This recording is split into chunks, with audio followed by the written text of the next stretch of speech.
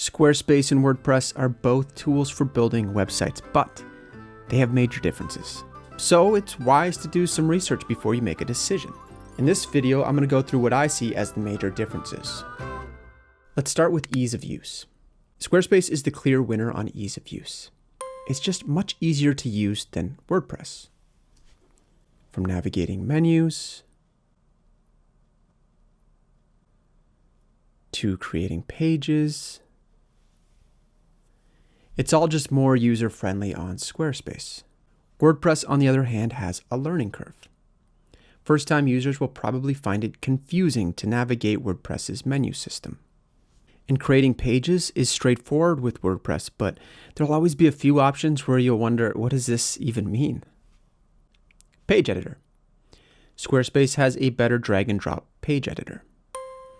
With Squarespace, you can add content blocks, so things like text, images, forms, videos. And these content blocks can be moved up and down the page or into columns. WordPress's page editor allows you to add blocks. Like Squarespace, these are things like text, images, forms, and videos. And like Squarespace, you can move these blocks up or down or into columns. But unlike Squarespace, you're not actually editing a live preview of your page. Instead, if you want to see how things look, you'll need to hit preview.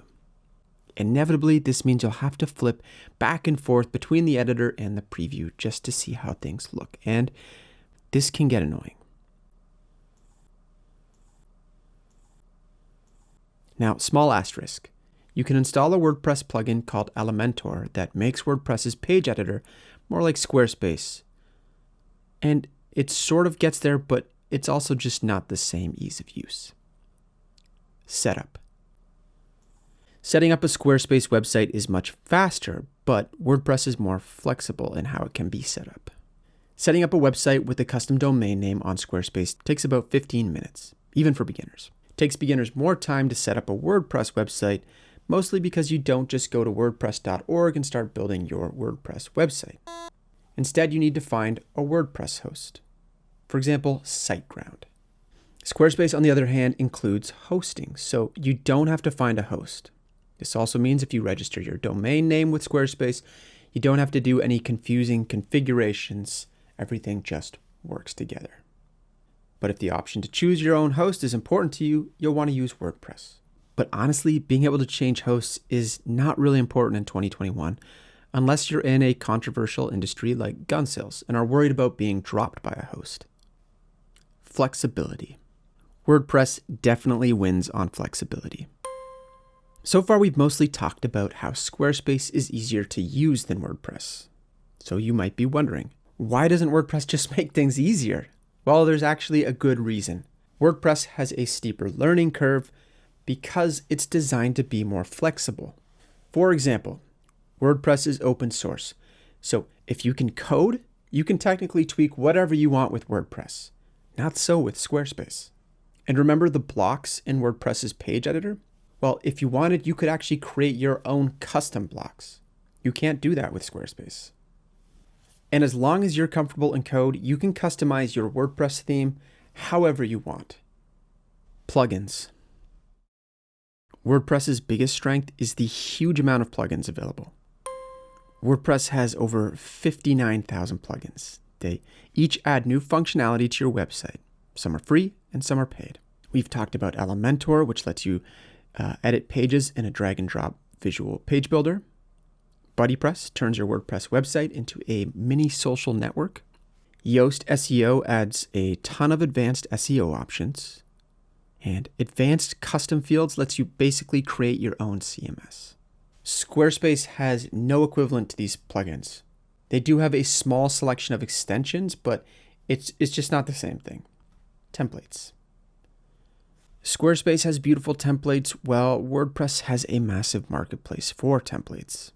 Squarespace is known for beautiful templates, and all of them are free, and all of them are included in every plan.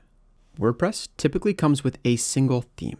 There are two options if you want more themes. You can buy one from a marketplace like ThemeForest, which has 11,000 themes for sale, Or you can find a free theme on WordPress.org. There are about 4,000 available. The one note, I have found a lot of the free themes on WordPress.org are light versions that ask you to pay for an upgrade in order to get the full version. So that's annoying. Template customization. Squarespace has a better customization tool. It's really easy to customize Squarespace templates. For example, to change your website colors, you just edit this color palette, and colors are automatically applied across your website.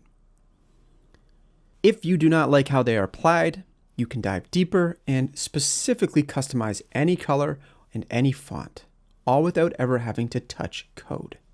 The WordPress style editor is called Customizer, and it's sort of similar, but for most themes, it doesn't have near as many options. And some themes have almost no meaningful style options. For example, WordPress's default theme, 2021, lets you set a background color that sort of affects everything. But if you wanted to change the font color of this heading, you'd need to edit CSS code. E-commerce. Both Squarespace and WordPress cover the basics of e-commerce, but WordPress is more customizable. Squarespace is great if you are looking for an easy setup. If you'd like to do more customization, you'll want to use WordPress's official e-commerce plugin, WooCommerce. I've found that customizing WooCommerce can be a bit painful, and so you might need a developer. But the point is, you can do it. It is customizable. Frustration factor. So how might WordPress or Squarespace frustrate you? What might just drive you nuts? With WordPress, things rarely just work. It's true that there are a huge amount of plugins and themes available, but it's also true that combining them rarely just works. If you browse plugin reviews, you'll find lots and lots of complaints about this. And this is all compounded by the fact that it's your responsibility to keep WordPress up to date with the latest version. Otherwise, your website is at risk for security vulnerabilities. That's why the WordPress backend is constantly yelling at you to update. Updating WordPress can also break your current themes and plugins if there are incompatibilities. This is a really common complaint in the WordPress community. But it's also the price you pay for just so many plugins and themes. With Squarespace, everything just works.